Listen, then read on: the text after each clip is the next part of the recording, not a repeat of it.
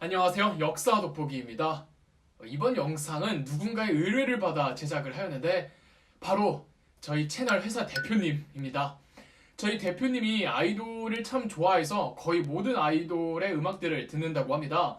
그런데 늘 3초만 듣되 노래가 좋으면 3초 이상 듣는다고 합니다. 그렇게 3초 이상 듣는 음악들은 항상 대박을 터뜨린다고 하는데 유일하게 안 터진 음악이 브레이브걸스의 롤린이었다고 해요. 그런데 이게 웬걸? 그 노래가 역주행해서 요즘 핫하잖아요. 저도 사실 몰랐어요.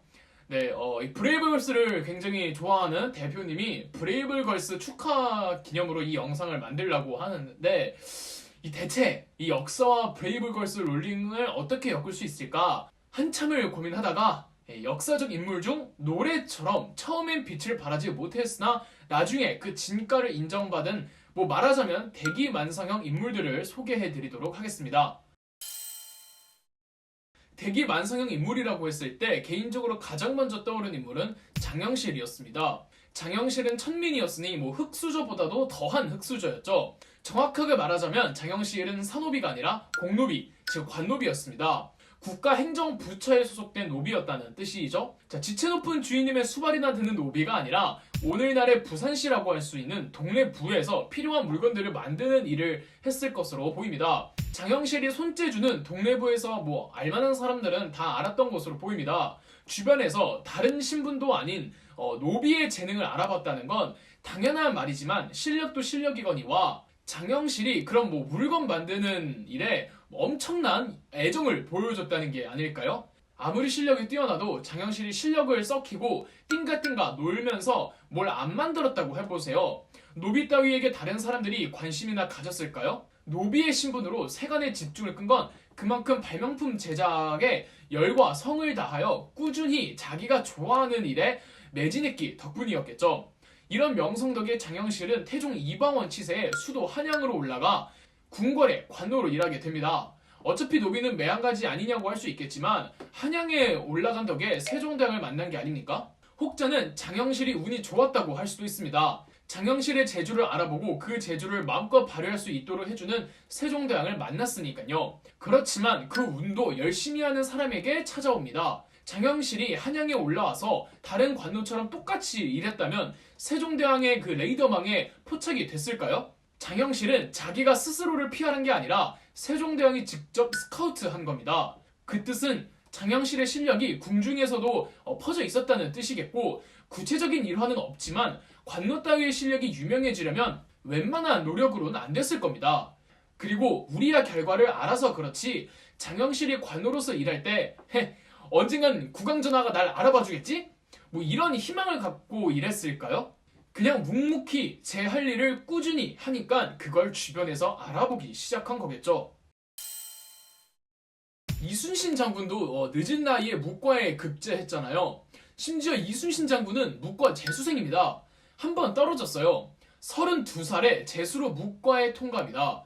그것도 32살 때 가장 말단인 종구품부터 시작했습니다. 그리고 바로 임진왜란 때 영웅이 되었나? 절대 아닙니다.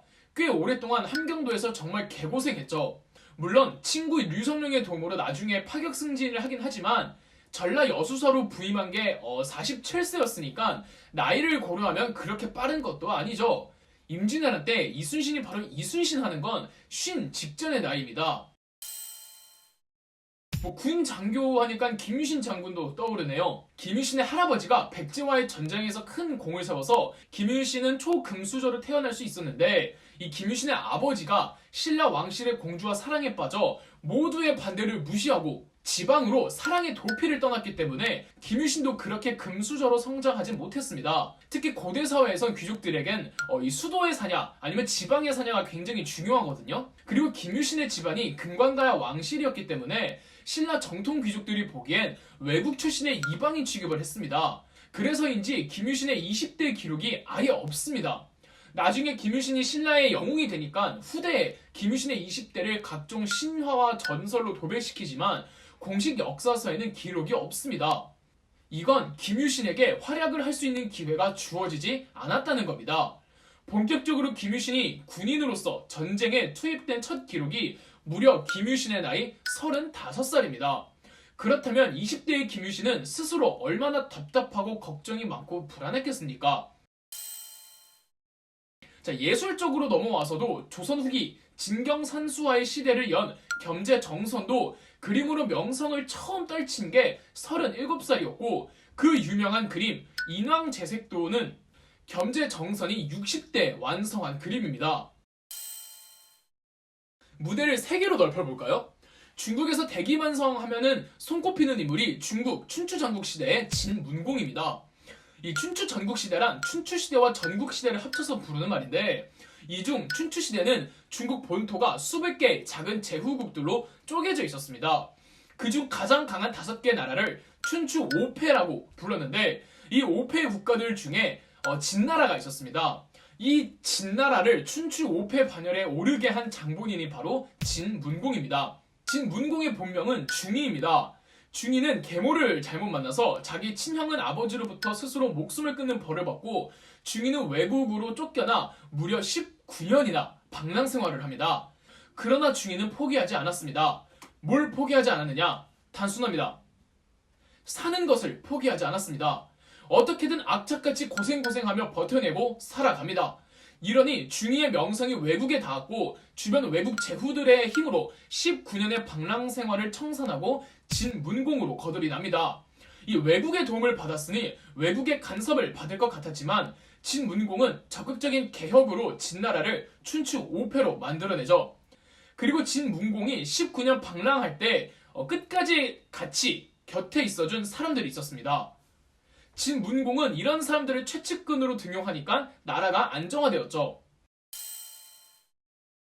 이 삼국지의 유비도 사실 대기만성형이었잖아요. 유비가 제갈량을 만나기 전까지 유비가 조조, 손실과와 함께 중국을 3등분하는 황제가 될 거라고 누가 예상이나 했겠습니까? 아마 유비 본인도 몰랐을 거예요.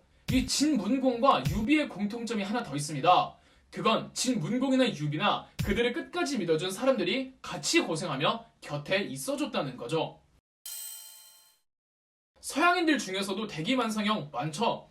예술가들로 뽑아보자면 물론 모차르트나 피카소 같은 극소수의 천재들도 있지만 프랑스 인상주의의 대가인 세잔의 작품들 중 걸작이라고 칭송받는 작품의 절반 이상이 그의 나이 50대 이상에 그려진 것들이며 앤디 워홀의 경우 20대부터 예술계에 종사했지만 정작 그의 명성을 안겨다 준 건 30대부터였답니다. 러시아 클래식 음악의 거장 차이코프스키가 호두깎이 인형을 완성했을 때가 50대였습니다. 차이코프스키는 어려서부터 음악 공부를 했지만 선생님이나 주변에서 음악적 재능이 전혀 없다는 소리도 들었고 그래도 차이코프스키는 계속 음악 활동에 전념하다가 조금씩 명성을 알리더니 50대에 호두깎이 인형을 완성한 겁니다. 우리는 늘 진로와 미래에 불안해합니다. 현재는 과거와 달리 결말을 알 수 없으니까요. 그러나 우리가 천재라고 알고 있는 사람들 상당수가 아무도 몰라주던 시절이 있었습니다. 다만 그 시절을 허투루 쓰지 않고 계속 무언가를 해나가면서 내공을 쌓았죠. 이 영상을 통해서 단 한 분이라도 스스로를 믿고 묵묵하게 긴 마라톤을 이어나갈 수 있는 힘을 얻어가셨으면 좋겠습니다. 끝으로 저희 대표님이 이 말을 꼭 해달라네요. 꼬부자가 꼬북집 광고했으면 좋겠다고 하십니다. 그럼 역사 돋보기였습니다. 영상 재미있으셨다면 구독과 좋아요, 알림 설정까지 해주시면 감사드리겠습니다.